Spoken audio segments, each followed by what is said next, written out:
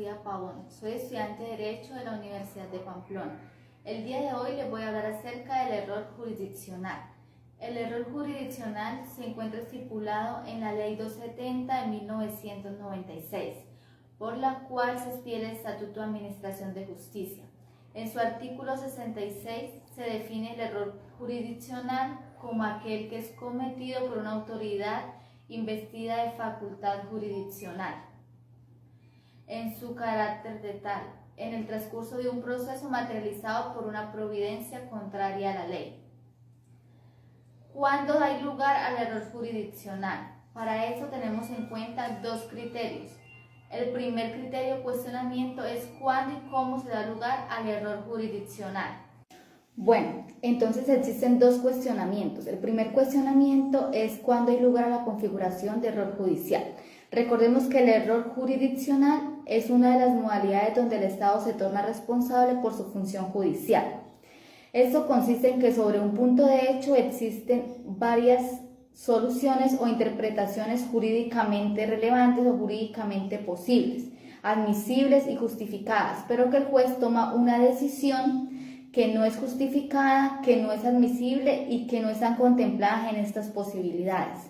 Esta decisión entonces es incoherente, es injustificada y por vista a esto entonces se da o se expide una sentencia o providencia contraria a derecho. Se pueden dar de dos formas, puede ser por error de hecho o por error de derecho.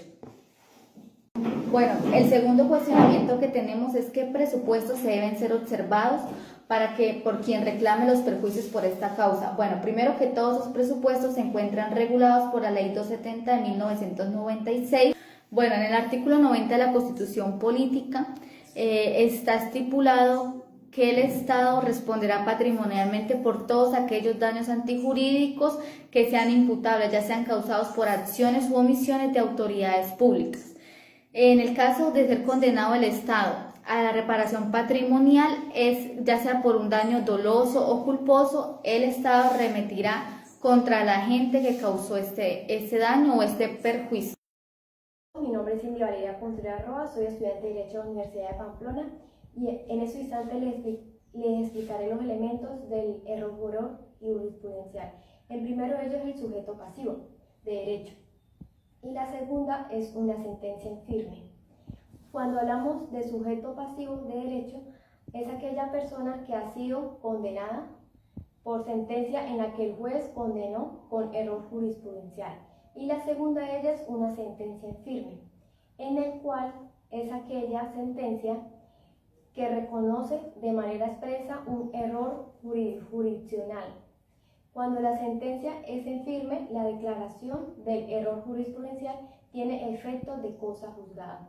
La sentencia debió haber sido ya ejecutada. Respecto a los fundamentos, encontramos un fundamento constitucional en el artículo 90 de la Constitución Política de Colombia. Todos los presupuestos de la Ley 270 de 1996, de la Ley Estatutaria, encontramos dos casos. La sentencia tiene que haber interpuesto los recursos de ley.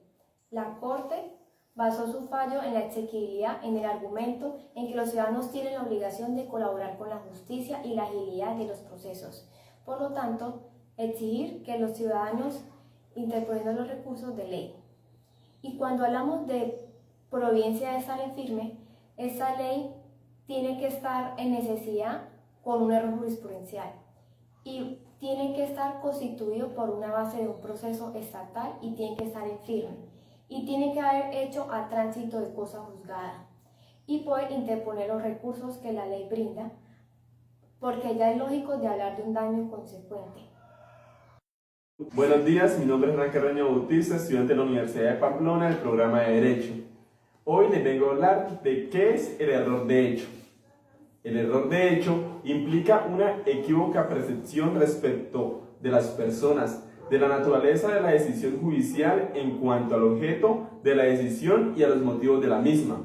De otra parte, el error puede ser de derecho, el cual puede concretarse en 4 modalidades específicas.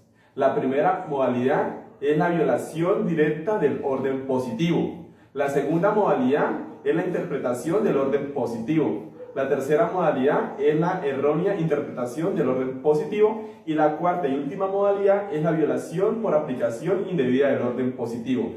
Adicionalmente, resalto que para que proceda la referida responsabilidad es necesaria que el afectado interponga el recurso de ley. Continuando con el tema que me correspondió, también le vengo a hablar de unas condiciones necesarias para materializar la responsabilidad patrimonial del Estado.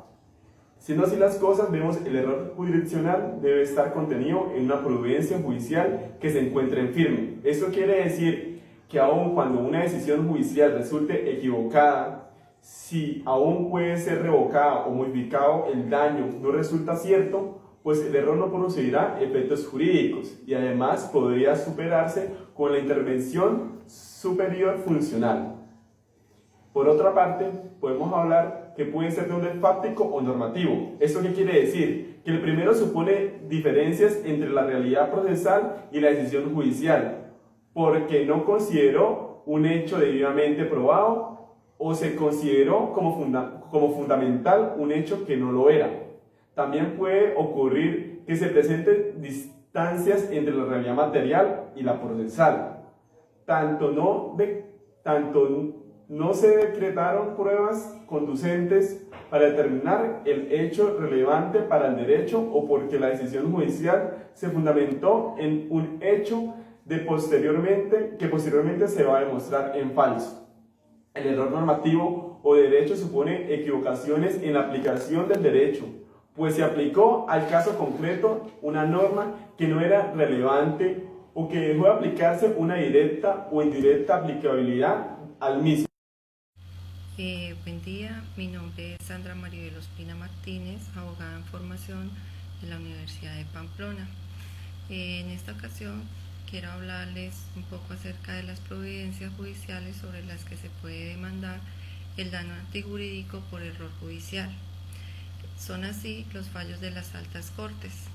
La Corte fue clara en determinar que contra los fallos de las altas cortes no procedía en principio demanda alguna por error jurisdiccional, pues consideraba que por encima de los órganos de cierre no podían existir órganos o instancias superiores, toda vez que llegase a permitir su procedencia se estaría atentando contra el principio de la seguridad jurídica. Sin embargo, reconoció la procedencia de la acción de tutela por vía de hecho contra providencias judiciales que hayan sido proferidas por las altas cortes.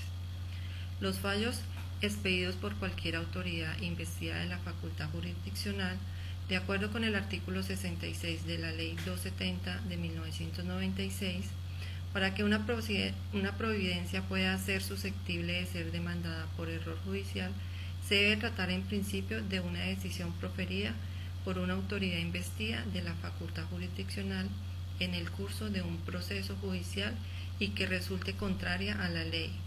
En tal sentido, cualquier fallo judicial que quede ejecutoriado con un error judicial y que provenga de cualquier jurisdicción, sea civil, laboral, administrativa o penal, está en condiciones de ser demandado por vía de lo contencioso administrativo. Bajo este título, luego de que el afectado haya agotado todos los recursos ordinarios correspondientes, como ya anteriormente mis compañeros lo habían mencionado. Buen día, mi nombre es Leity Rocha Vargas, abogada en formación de la Universidad de Pamplona. Antes de hablar de lo que es el error jurisdiccional, abordaremos la responsabilidad del Estado.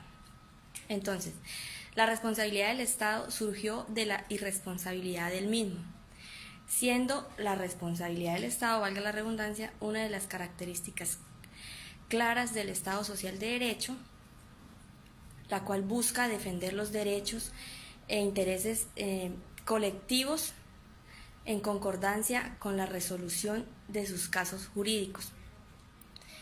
Esta responsabilidad recae en el Estado y obliga a los operadores jurídicos a resolver los conflictos acorde a un sistema judicial preexistente y a los fundamentos que en derecho preexisten para los mismos, conllevando las interpretaciones subjetivas de un sistema a un ámbito de aplicabilidad particular y concreto de cada caso. Entonces, aquí es donde la responsabilidad toma dos contextos.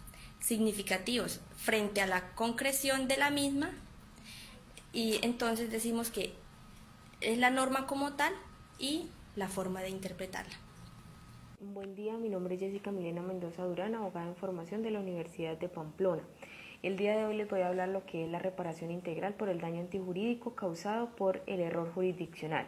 Si bien es cierto, el Estado es la principal fuente de derechos y obligaciones, y especialmente cuando de las acciones u omisiones de sus agentes se incurre o cometen daños antijurídicos en contra de sus asociados, los cuales terminan por menoscabar en sus derechos subjetivos y en sus garantías constitucionales, convirtiéndose en víctimas de las circunstancias de estos actos. El Estado está obligado a garantizar los derechos de las víctimas por medio de la reparación integral, la cual tiene como componentes principales la restitución, el resarcimiento, la compensación, sustitución, indemnización, la rehabilitación, la satisfacción y las garantías de no repetición. La restitución está relacionada con la posibilidad de devolver a la víctima el goce efectivo del derecho que le fue arrebatado o desmejorado con la actuación del Estado. Cuando hablamos de la indemnización es simplemente lo que hace referencia a lo pecuniario, es una indemnización netamente pecuniaria que busca garantizarle a la víctima de pronto un resarcimiento económico con respecto a los daños que se le causaron. Cuando hablamos de rehabilitación, esto hace referencia de pronto al acompañamiento integral y psicológico que el Estado puede hacer a la víctima con el fin de evitar secuelas psicológicas a raíz de los daños o de las acciones en las cuales se vio inmersa. Las garantías de no repetición casi en estos casos no se dan, puesto que no necesariamente no se solicitan.